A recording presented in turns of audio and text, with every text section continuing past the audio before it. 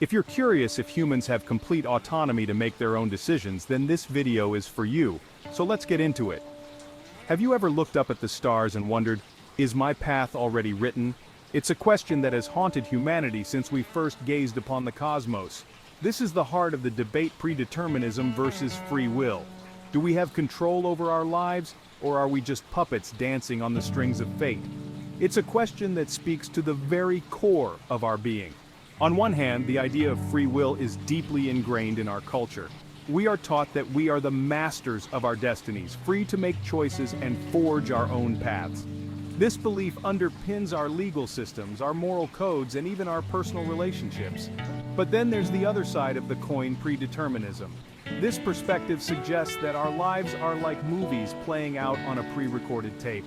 Every thought, every decision, every triumph, and every tragedy is already set in stone. So where does the truth lie?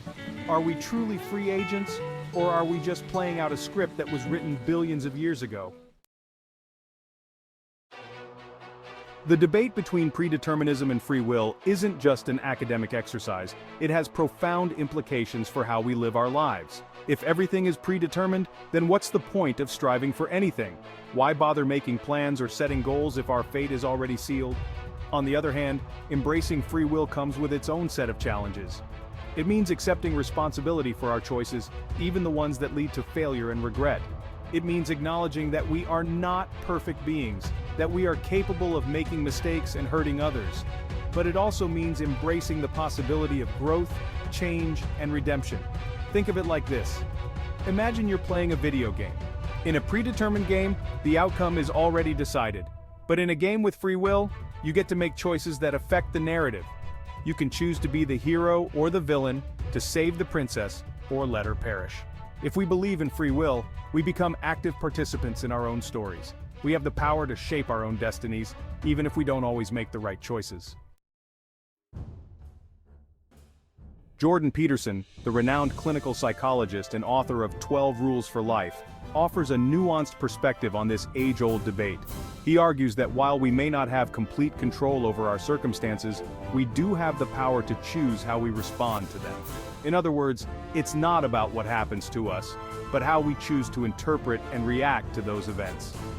Peterson draws heavily on the works of philosophers like Friedrich Nietzsche and Carl Jung, who emphasize the importance of finding meaning in a seemingly meaningless world. He believes that we are all engaged in a constant struggle against chaos, both within ourselves and in the world around us. And it is through this struggle that we forge our identities and discover our purpose. Life is suffering, Peterson famously states, but he doesn't see this as a pessimistic outlook. Rather, he views it as a call to action. We can choose to be crushed by the weight of our suffering, or we can choose to confront it head-on, to learn from it, and to grow stronger as a result. Neuroscientist Robert Sapolsky, renowned for his work on stress and primate behavior, offers a more biologically deterministic view. In his book Behave, he meticulously unpacks the intricate chain of events from neurons firing to hormones surging that underpin our actions. He argues that our biology, shaped by millions of years of evolution, exerts a powerful influence on our thoughts, feelings, and behaviors. Sapolsky doesn't deny the existence of subjective experience or the feeling of making choices. However, he posits that these experiences are ultimately the product of complex neural processes. He uses the analogy of a driver in a car. We feel like we're in control, steering the wheel and making decisions. But in reality, our conscious awareness is just a passenger, observing the actions already set in motion by the intricate machinery of the brain. Astrophysicist Neil deGrasse Tyson brings a cosmic perspective to the table. He argues that from the vast, indifferent universe's viewpoint, the concept of free will might be utterly insignificant. We are, after all, just collections of atoms, governed by the same physical laws that dictate the motion of planets and the life cycles of stars. Tyson often uses humor to make his points, reminding us that in the grand scheme of things, our worries and anxieties are rather insignificant. He encourages us to embrace our place in the universe, to marvel at its wonders, and to approach life with a sense of curiosity and awe. In a universe seemingly devoid of inherent purpose, it's up to us to create our own meaning. Theoretical physicist Michio Kaku, known for his work on string theory and his explorations of the universe's most mind-bending concepts, adds another layer to the discussion with the possibility of a multiverse. If there are infinite parallel universes, as some interpretations of string theory suggest, does that mean there are infinite versions of ourselves making every possible choice? Kaku, always the optimist, believes that the multiverse concept, if true, could be the ultimate expression of free will.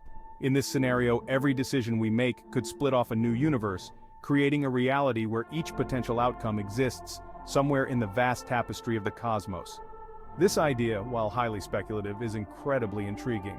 It suggests that our lives are not merely linear narratives, but rather sprawling, multidimensional tapestries, woven from the threads of infinite possibilities.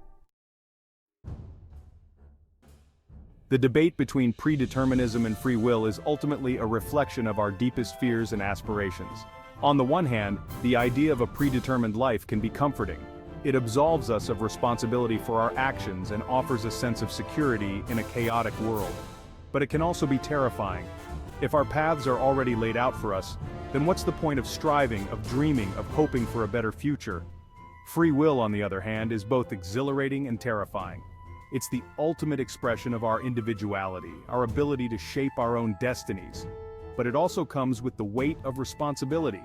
Every choice we make, no matter how small, has the potential to ripple outward, affecting not only our own lives but the lives of those around us.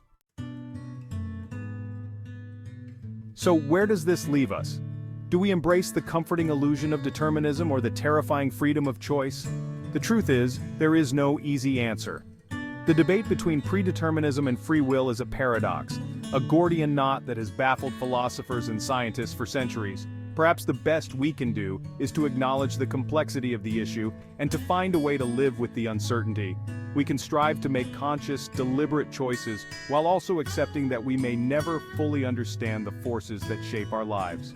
We can find solace in the words of the ancient Stoic philosopher Epictetus, who said, "There is only one way to happiness, and that is to cease worrying about things which are beyond the power of our will."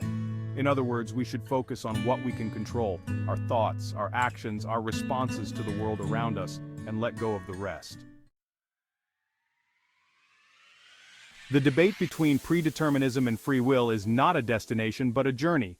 It's a journey of self-discovery, of grappling with the big questions that have haunted humanity since the dawn of consciousness. And like any good journey, it's not about finding all the answers, but about embracing the process of exploration itself. So the next time you find yourself staring up at the stars, pondering the mysteries of the universe and your place within it, remember this: you are both the author of your own story and a character in a much grander narrative. Embrace the paradox, find joy in the journey, and never stop asking questions. As we conclude this journey of exploration and self-discovery, remember that the conversation doesn't end here.